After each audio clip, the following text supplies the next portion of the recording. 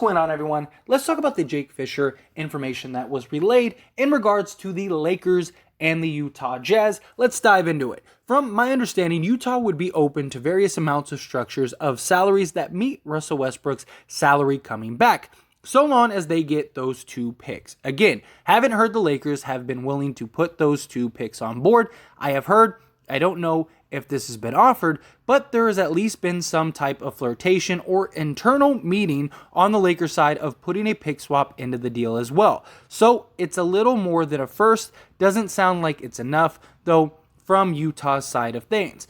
He also later went on, if Utah moves Bogdanovich to another team, I personally can't see a deal for the Lakers, a return for Utah that makes it worth that second pick that Utah would need. I would view that as almost the death knell of any real Russell Westbrook trade happening before the season starts, because there is a market for Bogdanovich. If a team ends up putting a legitimate first round pick on the table, add some other stuff that's interesting, and the salaries that matching, I do think Bogdanovich is going to get moved probably before the season starts.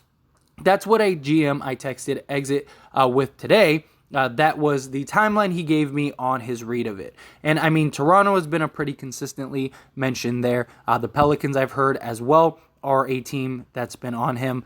Phoenix, all in addition to the Lakers. There's got to be more too, but those are the 4 teams I've heard from multiple people that I know. So diving right into it, it's right off the bat, again, Utah wants the picks, but the Lakers don't want to give up both first round picks, and nor should they. Again, we've talked about this heavily on the channel. This is a mutually beneficial trade. Utah has to move off of guys, and Utah is just valuing their guys far too much. And even what is relayed by Fisher in this thing is that, like, look, if Bogdanovich gets traded, well, guess what? Bogdanovich hasn't been traded, and many teams have been reported to want him, but nobody's putting a first round pick. It's like he says in the thing. If a team actually was willing to put a real first round pick and some, assets and stuff like that, then they could acquire Bogdanovich. But who's going to do that? Who's going to trade a first round pick for guys like, Jordan Clarkson, Bogdanovich, Conley? I just don't see that happening. I don't see a team giving up a real asset for these guys. And they don't want some random late pick. They want what is the best first round pick? They can't take back salary. They're hard capped. On top of being hard capped, they have too many men on their roster, so they got to cut guys down. So unless they get somebody for Bogdanovich that they can just cut, how does that work? I don't know how Utah isn't going to just drastically drop their price. No, the Lakers, they don't want to give up both first, and I've thrown out the idea of a pick swap. It's the pick swaps are kind of just that thing that more likely than not don't ever see anything. You're likely never going to see the pick swap. Unless both of you are just terrible teams, or maybe both of you are really good, but if Utah's bad and the Lakers are good, then that becomes irrelevant. Now, hopefully if you're Utah, you're really good and the Lakers are really bad. That could be something interesting. So the Lakers, instead of giving up the 29 first, maybe they give up a 2027 first, and they give up a 28 pick swap. They could do something like that. However you slice it, I just think the Utah and the Lakers are the best deal. And I've said this on several occasions. No news is good news. We hear all these reports about all these teams that want Bogdanovich and teams that want Clarkson and this, that, and the other. And I don't doubt that teams want the guys, but they want them for essentially free because they know that Utah has to unload these guys. What are the other options? You're either going to buy out guys at the end of your bench and get nothing in return, except for just wasting money, just burning money away. The other option is you take on bad salary, say, a Duncan Robinson or a Julius Randle or something like that, where you're taking on multi-year deals.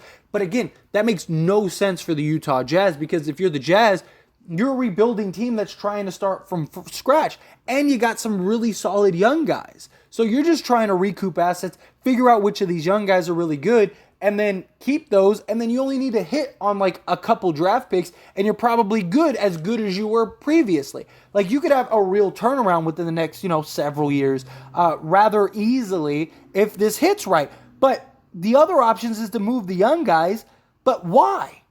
Or even if you buy out the guys at the back of your roster, right? Say you unload like 3 guys that are, just on the back end that are never going to play. Then you still have these veterans and you have your young guys. So like what? Are you going to not play your veterans? Are you not going to play your young guys? Are you going to split their minutes? You're a rebuilding team. That makes no sense.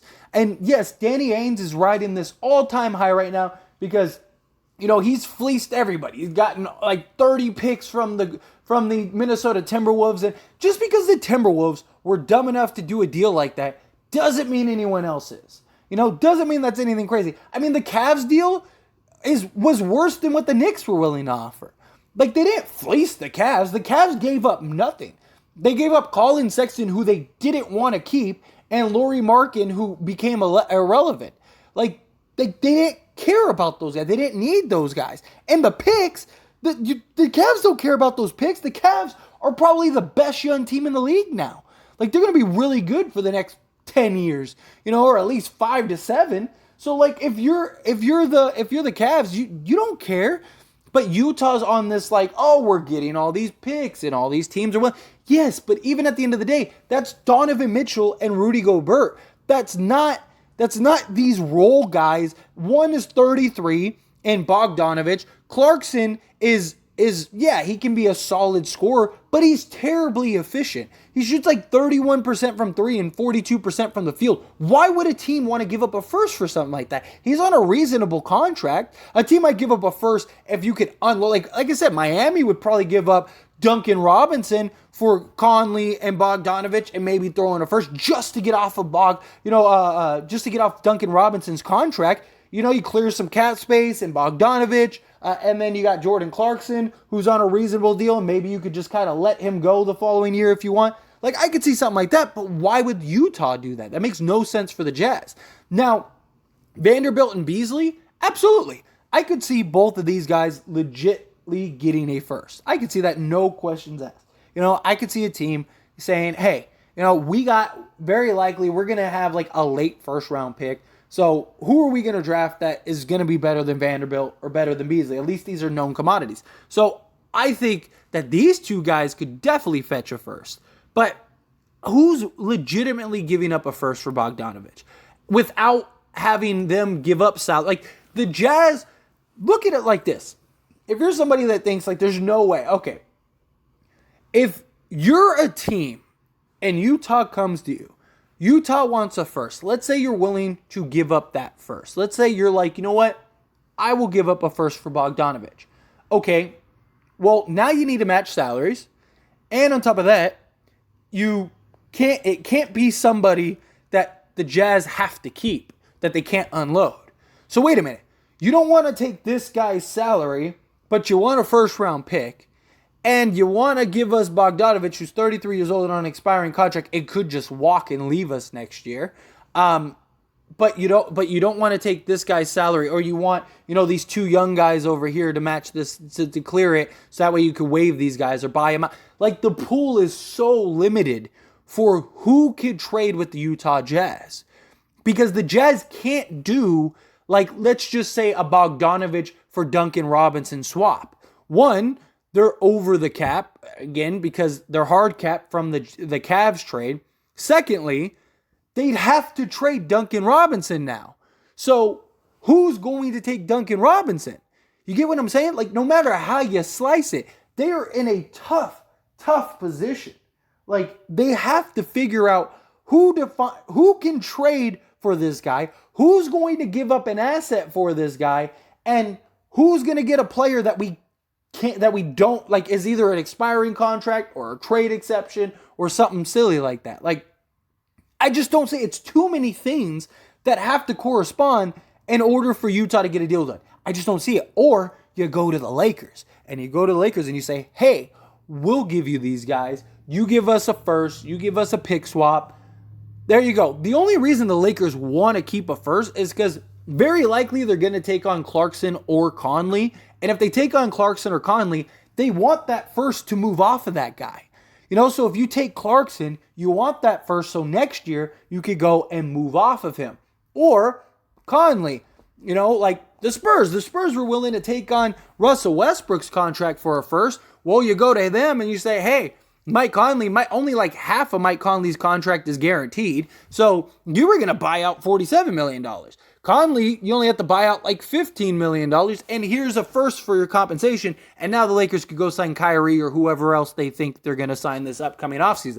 Because that's why the Lakers are keeping and trying to preserve cap space. Lakers aren't going to give up both first round picks. They're just not.